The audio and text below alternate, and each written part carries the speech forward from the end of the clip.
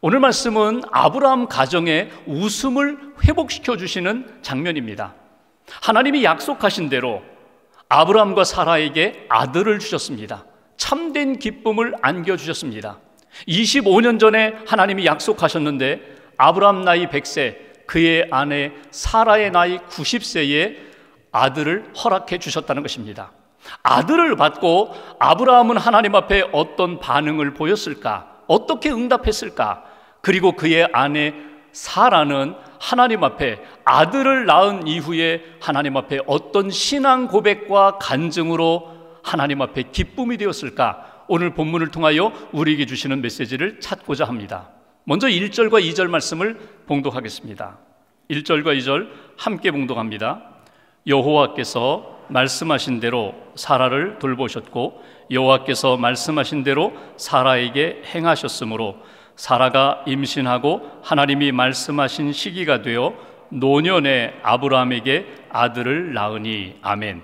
오늘 말씀에 보면은 하나님께서, 그런데 여기 1절을 보실까요? 하나님의 이름이 여호와 하나님입니다. 여호와 하나님, 언약의 하나님이십니다. 말씀하시고 그 말씀을 이루어 가시는 여호와 하나님께서 지금까지 주신 말씀대로 사라를 돌보셨고 여호와께서 말씀하신 대로 사라에게 행하셨다. 돌보셨다, 행하셨다.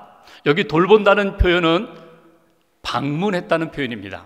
사라의 인생 가운데, 아브라함 가정 가운데 하나님이 찾아오셨다는 것입니다. 개입하셨다는 것입니다. 뭔가 약속하신 말씀대로 이루기 위하여 사라의 몸에, 사라의 삶 속에 들어오셨다. 말씀하신 대로 여호와께서 행하셨다라는 이 행한다는 말은 만드셨다는 것입니다. 사람이 만들 수 없는 일들을 하나님이 찾아오셔서 방문하셔서 사라의 인생 가운데, 아브라함의 가정 가운데 하나님이 새로운 일들, 창조의 역사를 만드셨다는 것입니다. 근데 오늘 본문 가운데 반복되어 나오는 구절이 있습니다. 그건 뭐냐면 말씀하신 대로, 말씀하신 대로. 우리말 성경에는 똑같이 되어 있지만 원문을 보면 조금 다릅니다. 앞에 나오는 말씀하신 대로는 아마르라는 표현으로 썼고 뒤에 나오는 말씀하신 대로는 다바르라는 표현으로 되어 있습니다. 똑같이 말씀하시는 대로 맞습니다. 그런데 조금 의미가 다릅니다. 첫 번째 아마르는 하나님이 약속하신 대로 찾아오셨다. 인생 가운데 들어오셨다. 우리 가정 안에 신방 오셨다. 이런 표현이라면 두 번째 나오는 다바르라는 이 표현은 하나님이 그냥 찾아오시는 것이 아니라 약속대로 지금까지 주신 그 약속을 이루기 위하여, 사건을 만들기 위하여 말씀대로 그들 가운데 찾아오셔서 사건을 일으켜 주셨다는 의미입니다. 오늘 여기 만드셨다, 행하셨다 이렇게 표현되어 있는데 사라에게 하나님이 행하셨다, 이 행한다는 이 표현이 아사라는 표현입니다. 아사라는 이 표현은 하나님의 창조 사역 가운데 쓰여지는 동사입니다. 태초에 하나님이 천지를 창조하셨다, 무에서 유를 창조한다라는 단어는 바라입니다. 그런데 아사라는 단어는 하나님이 우리 인생 가운데 우리는 포기하고 우리는 절망하고 할 수 없다고 할 때에 하나님이 우리 인생 가운데 만들어 가시는 역사, 그 만들다라는 동사가 아사입니다. 그러니까 하나님께서 아브라함과 사라 이미 약속해 주셨고 말씀하신 대로 하나님이 그의 가정에 찾아오시고 사라의 몸에 찾아오셔서 하나님이 약속대로 아들을 만들어 주셨다. 그것이 오늘 우리에게 주시는 첫 번째 말씀입니다. 여기서 우리가 얻을 수 있는 신앙적 교훈이 있습니다. 첫 번째로 하나님은 말씀하신 대로 꼭 이루신다는 것입니다. 우리에게 주신 약속대로 하나님은 반드시 성취하신다는 것을 믿고 하나님 앞에서 그 믿음을 놓치지 말아라. 이것이 오늘 우리에게 주시는 메시지입니다. 약속을 이루시는 신실하신 하나님, 25년 전에 약속하셨습니다. 그 약속이 곧 이루어지지 않아 아브라함과 사라가 인간적인 방법을 쓰기도 했습니다. 그래서 이스마엘을 얻고 좋아하기도 했지만 하나님은 아니라고, 내가 약속한 대로, 내가 준 말씀대로 내가 이루겠다고, 기다리라고, 믿음으로 기다리라고 그렇게 말씀하셨고 오늘 25년이 지나 오늘 사라에게 아들을 허락해 주셨습니다. 2절 말씀 보십시오. 2절에 보시면 사라가 임신했다. 그리고 노년의 아브라함, 나이가 많은 100세 된 아브라함에게 아들을 주셨다, 이런 표현이 나옵니다. 주어가 사라가 되고 주어가 아브라함처럼 보이지만 1절과 2절에 나오는 주어는 누구입니까? 하나님이십니다. 하나님이 사라에게 임신케 하셨다. 하나님이 약속의 말씀대로 아브라함에게 아들을 주셨다. 아들을 낳게 하셨다. 이 모든 것은 하나님이 하신 역사라는 것입니다. 우리가 성경 말씀을 읽어보면 지금 이 상황이 인간적으로는 도저히 이루어질 수 없는 상황이라는 것을 우리는 찾을 수가 있습니다. 2절에 보시면 노년의 아브라함, 도저히 자녀를 낳을 수 없는 그런 아브라함의 상태. 5절에 보시면 그의 나이 100세라고, 그리고 7절에 보시면 사람들이 이런 말을 합니다. 사라가 어떻게 자녀를 낳을 수 있겠느냐? 어떻게 자녀들에게 젖을 먹일 수가 있겠느냐? 이건 불가능하다는 것입니다. 인간의 능력은 끝났다는 것입니다. 할 수 없는 상태에서 하나님이 약속하신 말씀대로 아브라함과 사라에게 아들을 주셨다. 이건 하나님의 능력이다. 약속의 말씀이 하나님의 능력 가운데 이루어진 것이라고 오늘 우리에게 말씀하십니다. 하나님이 아브라함과 사라에게만 방문하시는 것이 아니라 오늘 저와 여러분들의 인생 가운데, 가정 가운데, 특별히 고난의 현장 가운데 하나님이 방문하십니다. 하나님이 말씀하신 대로 하나님이 새로운 역사를 만들어 가십니다. 창조의 역사, 재창조의 역사를 우리 인생 가운데 이루어 가신다는 것입니다. 지금 이때는 참 힘들 때입니다. 특별히 코로나19로 인하여 가정도, 또 사업도, 일터도, 신앙생활도 여러 가지 어려움을 겪고 있는 때입니다. 여러분, 이때 무엇을 붙잡으셔야 합니까? 하나님을 붙잡으셔야 합니다. 하나님을 향한 믿음을 붙잡으셔야 합니다. 하나님이 주신 약속의 말씀을 다시금 붙들어야 합니다. 하나님의 말씀은 변함이 없고 하나님의 말씀은 반드시 이루어진다는 것을 다시 한번 우리 마음 가운데 새겨야 한다는 것입니다. 희망이 없어, 이제는 도저히 희망이 보이지 않아, 빛이 보이지 않아, 이때가 오히려 하나님을 붙잡을 때입니다. 말씀을 붙잡을 때입니다. 하나님의 약속의 말씀은 반드시 내 삶 가운데 이루어진다라는 믿음을 다시 한번 고백해야 할 때, 바로 오늘 우리의 상황입니다. 하나님의 말씀을 붙잡으면 그 말씀이 우리를 붙잡으실 뿐만 아니라 약속의 말씀대로 우리로 하여금 승리케 하신다는 것, 이것이 성경을 통하여 우리에게 주신 약속입니다. 이스라엘 백성들에게 한 가지 부러운 것이 있어요. 지금도 그들은 말씀에 대한 사랑과 열정이 지금도 뜨겁습니다. 그 말씀대로, 약속대로 하나님이 함께 하시고 승리를 주신다는 것입니다. 민수기 23장 19절에 보면은 이스라엘 백성들은 항상 이 마음으로, 이 믿음으로 살아갔습니다. 하나님이 말씀하십니다. 어찌 그 말씀하신 바를 행하지 않으시며 하신 말씀을 실행하지 않으시랴. 하나님 말씀하셨다면 반드시 이루신다. 하나님 말씀하셨다면 반드시 그 약속의 말씀대로 우리의 삶에 은혜를 주신다, 성취케 하신다. 오늘 저와 여러분들이 다시 한번 하나님의 말씀을 붙잡기를 소원합니다. 하나님이 주신 약속, 하나님이 주신 말씀 다시 한번 믿음으로 고백합니다. 그리고 그 말씀이 우리의 삶 가운데 이루어짐을 믿습니다. 하나님은 말씀대로 행하시는 하나님, 우리가 오늘 말씀을 통하여 첫 번째로 붙잡아야 할 메시지입니다. 두 번째로 3절과 4절 말씀을 보겠습니다. 3절, 4절 두 절 함께 봉독합니다. 아브라함이 그에게 태어난 아들 곧 사라가 자기에게 낳은 아들을 이름하여 이삭이라 하였고, 그 아들 이삭이 난 지 8일 만에 그가 하나님이 명령하신 대로 할례를 행하였더라. 아멘. 이 말씀은 아들을 얻은 아브라함이 하나님 앞에 보인 반응입니다. 응답입니다. 아들을 얻었습니다. 약속의 말씀대로 하나님이 아들을 주셨습니다. 그 아들을 얻은 아브라함이 하나님 앞에 보인 반응은 두 가지입니다. 하나는 아들의 이름을 짓는 것이고, 또 하나는 그 아들에게 할례를 행하는 것입니다. 아들의 이름을 무엇으로 짓습니까? 이삭이라고 짓습니다. 하나님이 명령하신 것입니다. 처음에 하나님이 1년 전에 오셔서 말씀하셨죠. 나는 전능한 하나님이다. 너는 내 앞에서 완전하라. 그러면서 내년 이맘때 내가 아들을 낳으리라. 그때 아브라함이 엎드려 하나님의 음성을 들으며 피식 웃었습니다. 비웃었습니다. 어떻게 내가 아들을 낳습니까? 내 아내도 늙었는데, 생리도 끊어졌는데 내 아내가 어떻게 자녀를 낳습니까? 피식 웃었습니다. 하나님이 말씀하십니다. 너 웃었냐? 그리고 창세기 17장 19절에 내가 아들을 낳으리니 너는 그 이름을 이삭이라 하라. 그 얘기 뭡니까? 너는 비웃었지만 내가 너에게 진짜 웃음을 주리라. 약속대로 아들을 주리라. 아들 이름을 웃음으로 이삭으로 지어라. 하나님이 1년 전에 주신 말씀입니다. 주신 이름입니다. 그 이름 그대로 하나님 앞에서 아들의 이름을 이삭으로 지었습니다.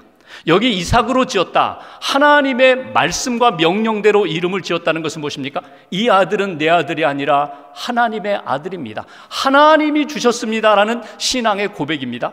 또 하나 할례를 행합니다. 8일 만에 이삭에게 할례를 행하는 것, 그 할례를 행한다는 것은 무엇입니까?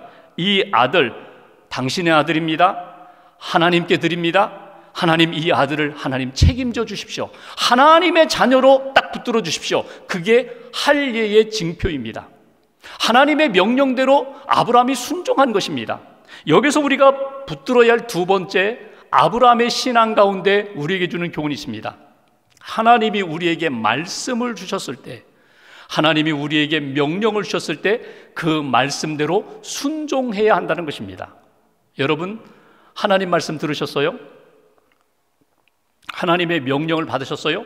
그러면 하나님의 말씀에 순종하면 하나님이 뭔가 내가 소원하는 것, 꿈꾸는 것 이루어 주실 거야, 이런 기대가 있으면 억지로라도 순종을 하려고 하죠.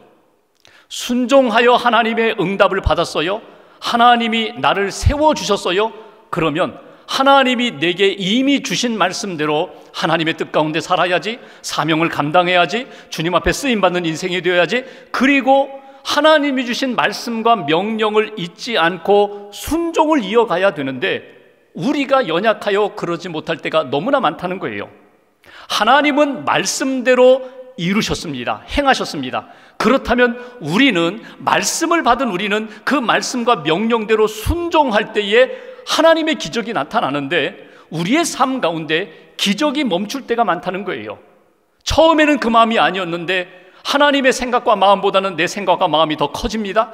그리고 환경을 봅니다. 조건을 따집니다. 그리고 지금은 아니야. 그리고 하나님 앞에 순종하는 것을 지체합니다. 미루게 됩니다. 그러다 보면은 온전히 하나님 앞에 순종하지 못하고 하나님의 뜻을 이루지 못하는 나의 연약함을 발견할 때가 많이 있다는 것입니다. 아브라함을 보십시오. 아브라함은 하나님의 주신 명령대로, 말씀대로 즉각적으로 순종하며 하나님이 기뻐하시는 역사를 이어갔던 것을 우리는 놓치지 말아야 합니다. 하나님이 우리에게 말씀을 주실 때 믿음으로 받아들이고 그 믿음으로 순종할 때 하나님의 역사가 더 크고 놀랍게 나타난다는 것. 구약의 여호수아가 모세의 후계자로 세움을 입었습니다. 모세가 하늘나라 간 다음에 하나님이 여호수아에게 말씀하시죠. 내 백성을 이끌고 요단강을 건너 가나안 땅으로 인도하라. 두렵고 떨렸습니다. 지금까지는 모세 곁에서 그냥 돕기만 했는데 직접 하나님이 말씀하시고 이 백성을 이끌고 내가 가나안 땅으로 들어가라는 거예요. 두렵고 떨리는 가운데 하나님이 말씀을 주세요. 여호수아 1장 9절 말씀, 내가 내게 명령한 것이 아니냐. 강하고 담대하라. 두려워하지 말며 놀라지 말라. 내가 어디로 가든지 내 하나님 여호와가 너와 함께 하느니라. 내가 함께 한다. 이미 약속했다. 내가 너에게 명령했다. 순종하라. 그런데 여호수아가 어떻게 했는지 아세요? 그 말씀을 받고 1장 10절에 보면은 백성의 관리들을 불러놓고 가자. 하나님이 명령하셨다. 하나님이 함께 하신다고 하셨다. 가자. 그리고 요단강을 건너는 것을 보게 돼요. 이것이 여호수아의 믿음이에요. 오늘 우리에게 원하는 하나님의 마음이 바로 이것입니다. 하나님을 믿고 말씀을 믿으면 그 말씀을 의지하여 순종하라는 거예요. 삶에 옮기라는 거예요. 여호수아가 요단강을 건너 가나안 땅에 들어갔습니다. 제일 먼저 눈에 띄는 것이 여리고 도성이에요. 도저히 무너뜨릴 수 없는 도성을 앞에 놓고 하나님이 또 말씀하세요. 하루에 한 바퀴씩 돌아라.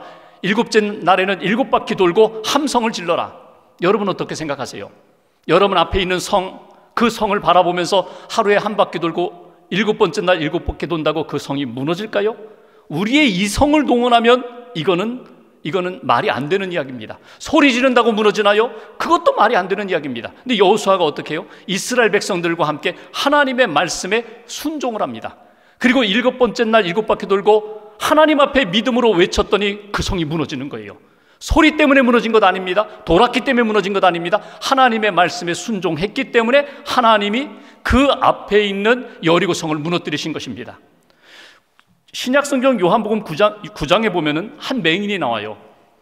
예수님이 그를 불쌍히 여기시면서 땅에 침을 뱉으시고 진흙을 눈에 이렇게 바르시면서 실로암 연못에 가서 씻어라. 그런데 이 맹인이 그 더듬더듬 거리면서 연못까지 가서 눈을 씻었더니 밝게 되었어요. 여러분, 하나님의 말씀을 받고 믿고 순종한다는 것은 참 어려운 것 같으면서도 또 쉬워요. 쉬운 것 같으면서도 어려워요. 중요한 것, 내가 믿음으로 받아들인다면, 하나님을 믿고 말씀을 믿고 그 말씀을 믿음으로 받아들이면서 순종하면 그 다음은 하나님이 만드시는 역사, 기적의 역사를 경험하게 됩니다.